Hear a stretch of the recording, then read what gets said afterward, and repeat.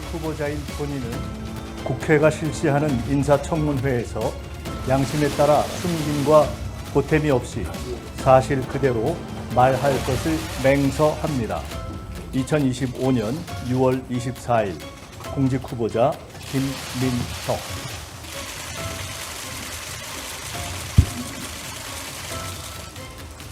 이재명 정부의 초대 국무총리 후보자죠.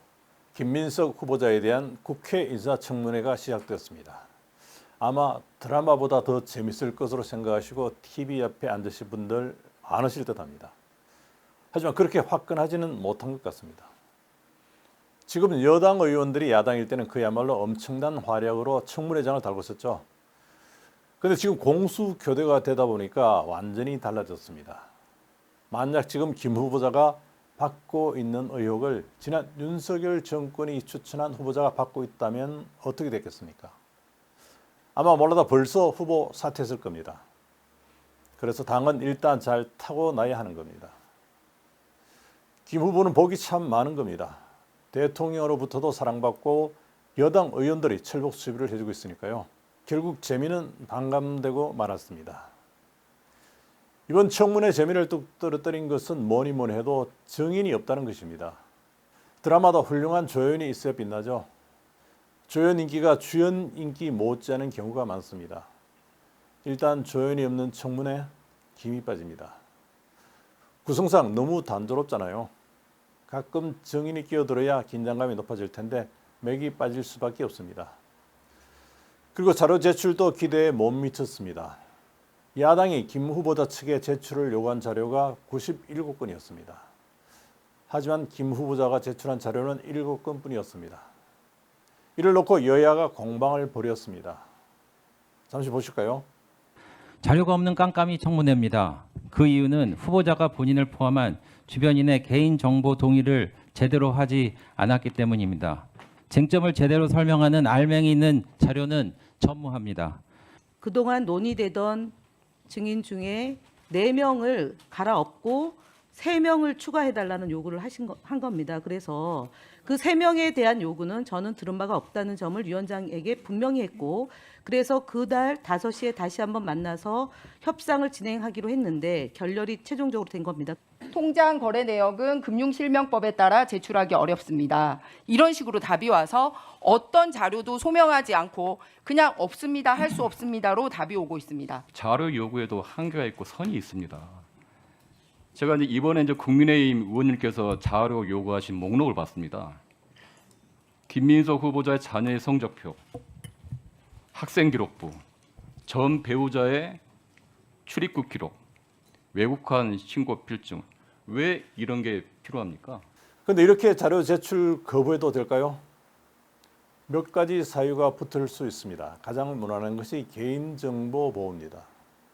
역시 김 후보자도 이를 내세웠습니다. 물론 국회 청문회장이라고 해서 현실성이 떨어지는 자료 제출을 요구해서는 안 되겠죠. 그야말로 후보자의 자질과 도덕성을 검증하는 데 필요한 필수 자료로 한정할 필요가 있습니다. 김 후보자는 미제출 사유로 전례를 들었습니다. 자료 미제출이나 자료 제공 부동의 문제에 대해서 한덕수 후보자를 비롯한 여러 명의 총리 후보자를 거론하면서 그간 인사청문회의 전례와 규정에 따른 것이라고 주장했습니다.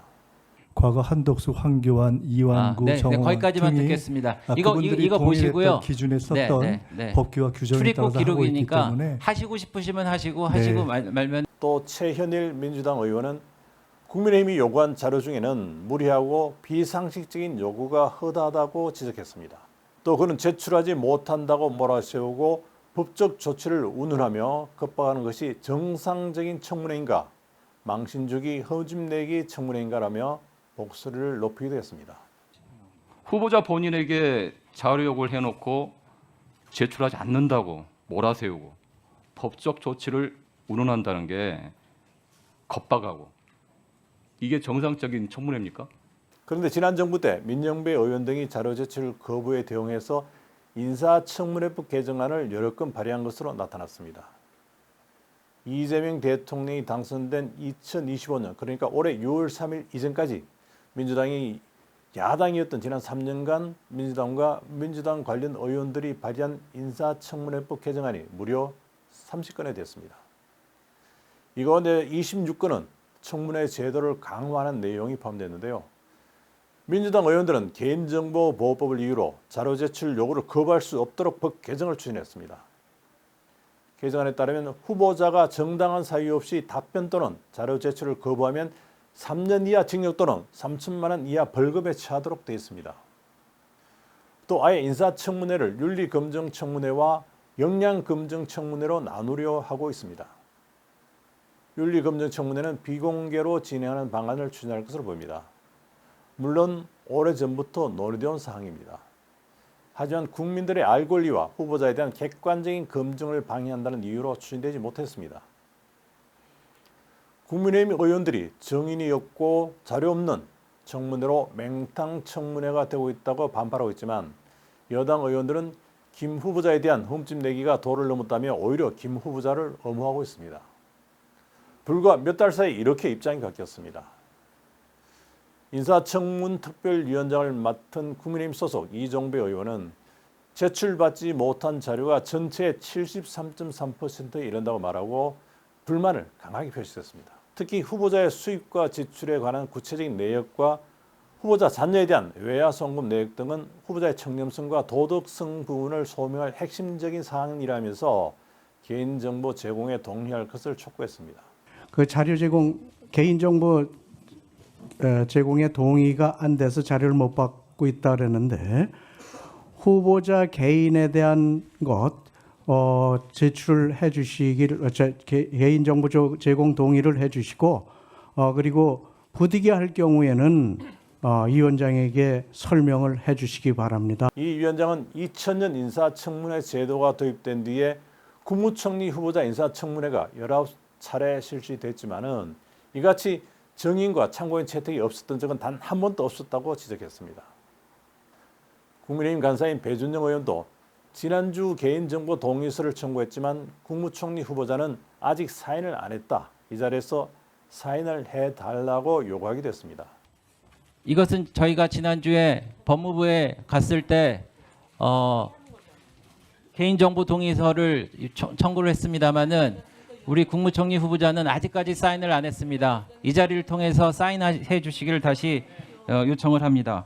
곽규태 국민의힘 의원도 세금 안 내려고 영수증을 제대로 교환 안 하는 것을 무자료 거래라고 하는데 무자료 총리가 되면 안 된다며 김 후보자의 채무 상환 관련한 통장 내역 제출을 요구했습니다. 흔히 세금 안 내려고 영수증 세금 계산서 제대로 교환 안 하면서 거래하는 거를 무자료 거래라고 그러죠. 총리님 무자료 총리 되면 안 되겠죠.